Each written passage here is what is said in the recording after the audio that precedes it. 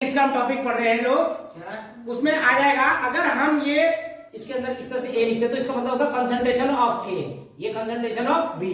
X का मतलब होता है order of reaction with respect to A. A के रिस्पेक्ट में जो ऑर्डर होता है उसको देखा जाता है। वाई का मतलब order of reaction with respect to b, और एक्स प्लस वाई का मतलब तो overall order of reaction. K मतलब rate constant, k rate constant भी होता है, वेलोसिटी कांस्टेंट होता है, स्पेसिफिक रेट रिएक्शन रेट होता है। R o r equal to k bracket के अंदर a की पावर x और b की power y, a equal to b equal to 1। R o r rate of reaction equal to k concentration unit of k। अब unit of k कैसे निकालेंगे? R o r rate of reaction oblique a की power x b की power y। अब जो are o are होता है मोल per litre second inverse हो जाता है, और जो a की हो जाए मोल पर लीटर की पावर x, मोल पर लीटर उसकी पावर y।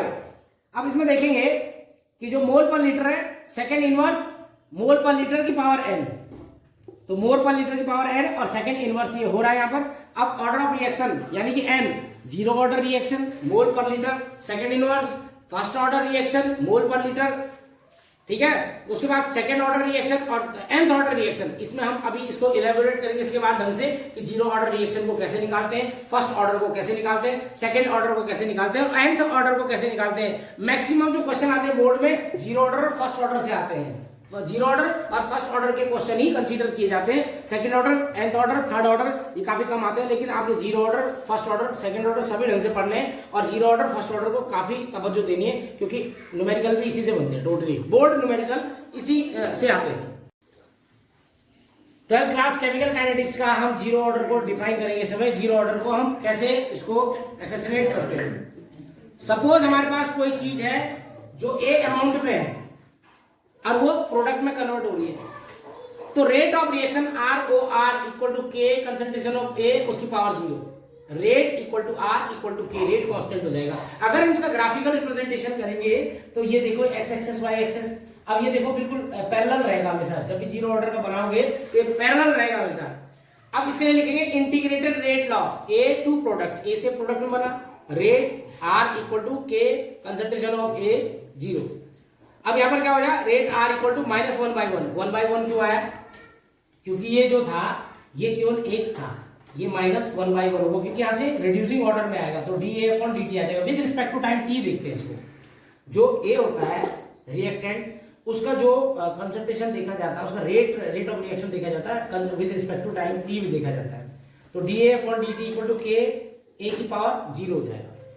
अब यहां पे जैसे करना शुरू करेंगे कि लेट जो टी टाइम, स्टार्टिंग टाइम 0 था हमारे पास, स्टार्टिंग में हमारे पास जो हमारे पास रिएक्टेंट था वो ए नॉट की फॉर्म में था, टाइम हमारा टी था इनिशियली, फाइनल में ये फाइनल का है, ये इनिशियल का था, टी हमारे पास 0, ए हमारे पास ए नॉट, फाइनल में टी हमारा टी हो गया और ए इक्वल टू ए हो गया।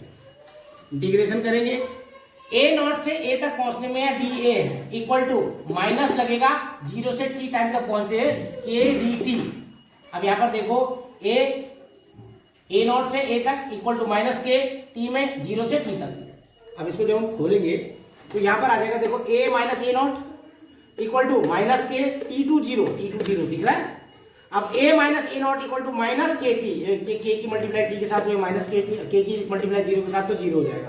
तो यहाँ पर ए को सब्जेक्ट बनाएंगे, ए नॉट ये माइनस में था, इधर जाके प्लस में हो गया, और माइनस के टी ये 0 ऑर्डर का हो गया। इसमें ए नॉट होता है इनिशियल कंसंट्रेशन ऑफ ए का मतलब concentration of A at any time, किसी भी टाइम में अगर हम ए की कंसंट्रेशन निकालेंगे तो टी टाइम में इस तरह से आएगा, K equal to rate constant, T equal to time in which concentration change from A to A not to A, यानी कि वो टाइम जिसमें ए नॉट की कंसंट्रेशन ए में कन्वर्ट हो गई थी। मतलब ए नॉट से मान लिया कोई चीज हमारे पास 10 ग्राम थी, उसके साथ हमने कोई और चीज मिलाया, रिएक्शन कराया, और किस टाइम पे वो 0 हो गया पहली तरफ जाके, या फिर वो 8 ग्राम रह गया, 10 ग्राम रह गया, धीरे धीरे करके होगा उसका कंसंट्रेशन।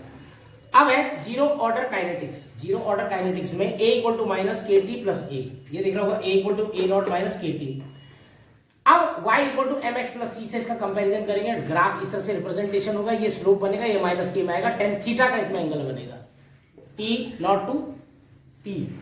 अब zero order kinetics, zero order kinetics में क्या होगा, हाफ लाइफ रिएक्शन। देखो एक तो फुल लाइफ रिएक्शन होती है जो हमने पढ़ी अभी है, लेकिन अब हाफ लाइफ यानी कि 50% रिड्यूस कब हुआ, जब हम कोई चीज बनाते हैं तो 50% रिड्यूस किस टाइम पे हो, उसके लिए एक फॉर्मूला होता है। अगर क्योंकि आपको बोर्ड में पूछा जाएगा कि उसकी टी हाफ कितनी है, यानी कि हाफ लाइफ कितनी है उसकी, तो वहां पर लिखेंगे half life of reaction equal to time which concentration completed t half, यानी कि जब वो 50%, मान लीजिए कोई चीज हमारे पास 100 ग्राम है, 100 ग्राम से जो 50 ग्राम रह जाती, तो कौन सा टाइम था जो 50 ग्राम रही थी। अब यहाँ पर टी इक्वल टू हमारे पास देखा t half, a equal to A nought by 2 और formula a equal to A not minus के टी, इसी से हम इसको बनाएंगे।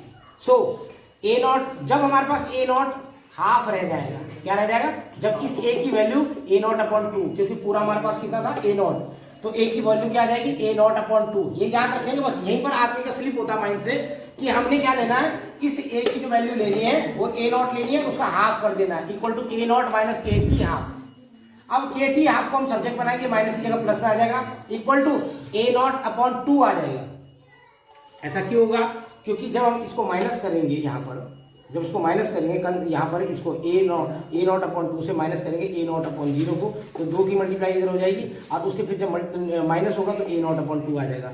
तो t half equal to A nought upon 2 के आ जाएगा। टी हाफ इक्वल टू, ये के की मल्टीप्लाई इधर जाके होगी, ये इसके इधर चल जाएगा, तो t half equal to A nought by 2 के आ जाएगा। इसको हम अभी क्वेश्चन भी इसमें करेंगे, उससे तब आपको बहुत अच्छी तरह से क्लियर हो जाएगा।